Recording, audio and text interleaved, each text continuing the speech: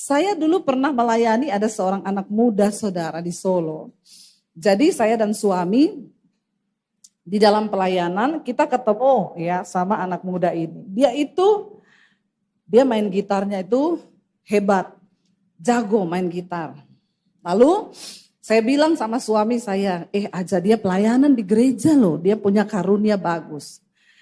Lalu teman-teman di pelayanan bilang gini, Mbok tak kasih duit, nek kamu bisa bawa dia balik ke gereja. Dia itu sudah kepahitan sama orang gereja. Dia kepahitan sama orang Kristen. Lalu kami berdua, ya udahlah, coba yuk kita deket dia. Nggak ada yang mustahil lah bagi Tuhan. Lalu kami main, dia dulu punya counter jualan HP. Kita datang, kita ngobrol. Kenapa kamu nggak kembali ke Tuhan? Ngapain gereja-gerejaan orang Kristen tuh semua munafik. Gini. Ya sudah, ya kita datang lagi saudara. Tapi sambil kita doakan Tuhan, bawa dia kembali Tuhan. Karena dia punya karunia bagus ya. Tiba-tiba kami main ke toko HP-nya berdua sama suami. Tiba-tiba dia cerita, Bu, toko saya ini kan gabung sama rumah, saya tinggal di belakang, di depan toko. Kenapa?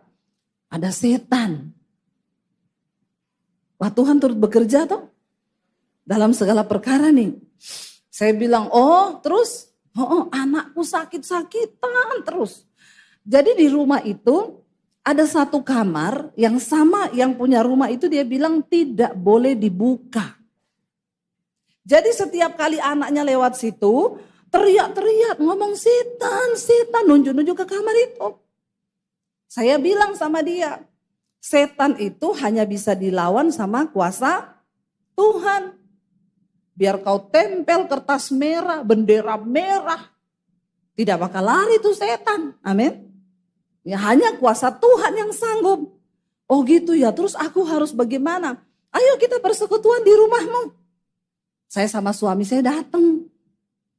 Kita nyanyi-nyanyi di rumahnya, kita persekutuan, saya khotbah saudara, nggak dikasih PK loh, enggak.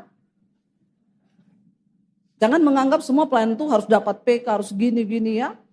Saudara ayo kalau ada jiwa yang saudara gumuli, ayo karena satu orang bertobat, seisi sorga bersorak. Dan ketika engkau bisa membawa satu jiwa kembali kepada Tuhan, engkau dapat mahkota kehidupan. Bilang amin.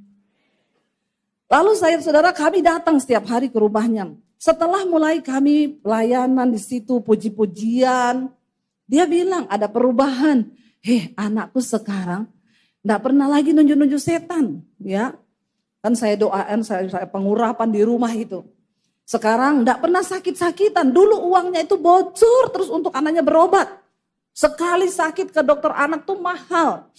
Puji Tuhan. Kita terus persekutuan di situ. Lalu saya mulai ngomong soal rokok, dia perokok berat. Ya, perokok berat. Saya kasih tahu soal rokok, gini-gini. Dia bilang, masa sih rokok menghalangi keselamatan? Ya nanti kamu rasa aja sendiri tubuhmu itu bait Allah, bait Roh Kudus, gini-gini. Besoknya kita satu saat datang dia bilang ini, Bu, aku tadi malam dibangunkan loh tengah malam. Kenapa? Tiba-tiba disuruh baca Alkitab, pas aku baca, tidak tahukah kamu bahwa tubuhmu itu bait Allah, bait Roh Kudus? Jangan barang siapa membinasakan bait Allah, maka Allah akan membinasakan dia. Saya langsung ingat itu rokok Bu. Langsung saya remet-remet, sejak hari itu dia berhenti rokok. Amin. Yang perokok katakan amin.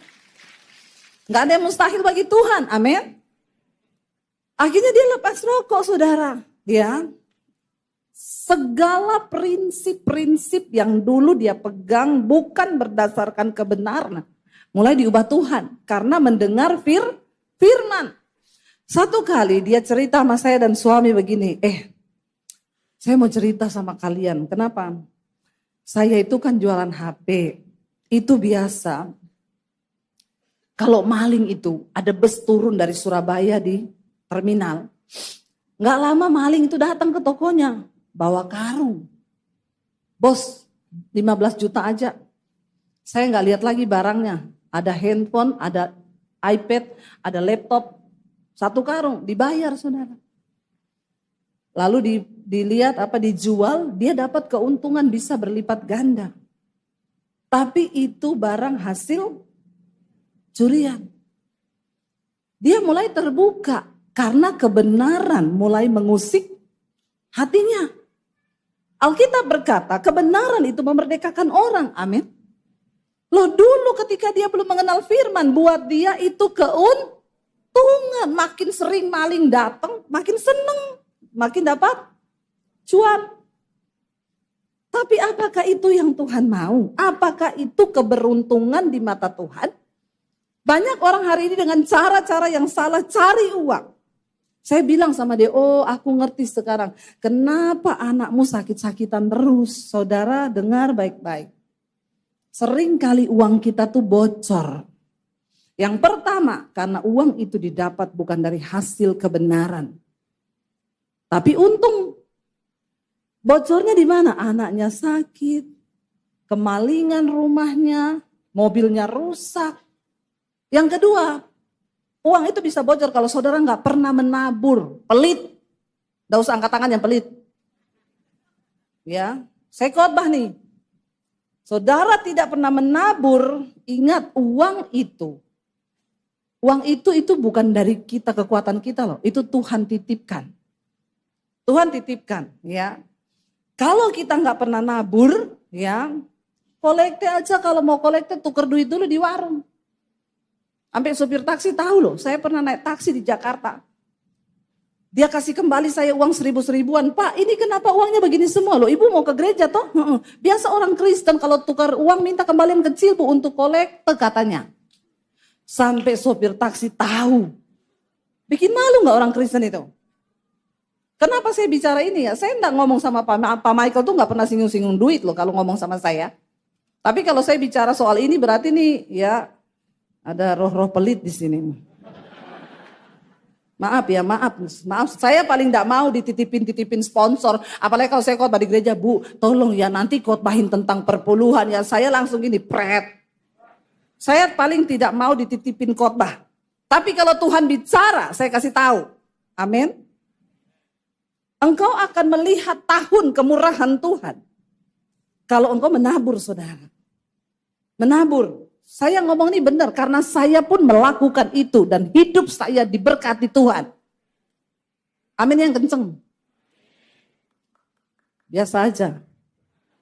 Gak usah sambil kepahitan. Amin. Benar saudara. Sering kali berkat kita tuh bocor. Tuhan bilang belalang pelahap datang. Harusnya engkau hanya mengembalikan milik Tuhan 1/10. Akhirnya yang bocor jadi 25%. Benar ini. Sakit berobat. Itu belalang pelahap loh. Ya, mobil tabrakan bocor ban atau rusak akhirnya kau perbaiki habis puluhan juta. Itu juga belalang pelahap. Mari kita mulai jangan cuma berdoa untung tiap tahun untung tapi enggak pernah mau menabur. Emang Tuhan itu siapa? Mau kita bohongin? Lakukan prinsip firman Tuhan. Siapa yang menabur dia akan menuai. Jangan pakai kain-kain merah. Jangan pakai apa-apa itu makan manis supaya berkatnya manis. Pret. Emang Tuhan bisa direkayasa? Hello? Ya, enggak bisa saudara. Ketika kita melakukan firman, maka itu terjadi kalau kita mengimani. Ya. Jadi begitu. Nah dia ini karena dia ambil jual hasil-hasil begitu, dia bilang saya ini kok kelihatannya laku toko saya tapi nggak ada hasilnya ya anakku sakit gini.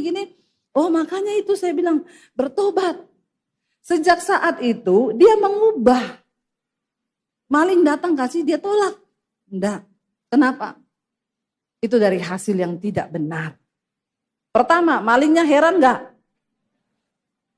Saudara ikut Yesus itu bikin orang heran dengan imanmu, amin.